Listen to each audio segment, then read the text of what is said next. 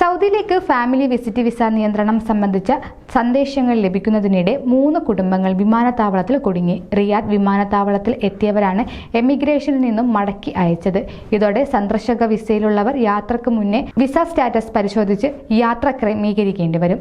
കഴിഞ്ഞ ദിവസങ്ങളിലാണ് സൗദിയിലേക്ക് സന്ദർശക വിസയെടുത്ത പലർക്കും ജവാസത്തിൽ നിന്നും സന്ദേശം ലഭിച്ചത്. ജൂൺ 6, അതായത് ദുൽഖജ് 10 വരെ സൗദിയിലേക്കുള്ള ഫാമിലി വിസിറ്റ് വിസകൾ താൽക്കാലികമായി സസ്പെൻഡ് ചെയ്തെന്നാണ് ലഭിച്ച സന്ദേശം. 100 കണക്കിന് പേർക്ക് സന്ദേശം ലഭിച്ചിട്ടുണ്ട്. എന്നാൽ പലർക്കും ഈ സന്ദേശം ലഭിച്ചിരുന്നുമില്ല. സന്ദേശം ലഭിച്ചവരിൽ ചിലരാണ് കഴിഞ്ഞ ദിവസം റിയാദ് വിമാനത്താവളത്തിൽ എത്തിയത്. ഇവർ പുതിയ സന്ദർശക വിസയിൽ എത്തിയവരാണ്.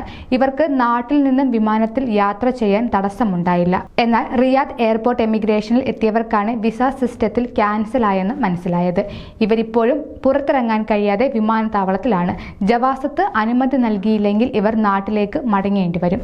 ഇതിനാൽ പ്രവാസി കുടുംബങ്ങളെ കൊണ്ടുവരുന്നവർ മുഖ്യം പോർട്ടലിൽ കയറി വിസ വാലിഡ് ആണെന്ന് ഉറപ്പാക്കണം. കൂടുതൽ പ്രവാസി വാർത്തകൾക്കായി പ്രവാസി വിഷൻ സബ്സ്ക്രൈബ് ചെയ്യുക.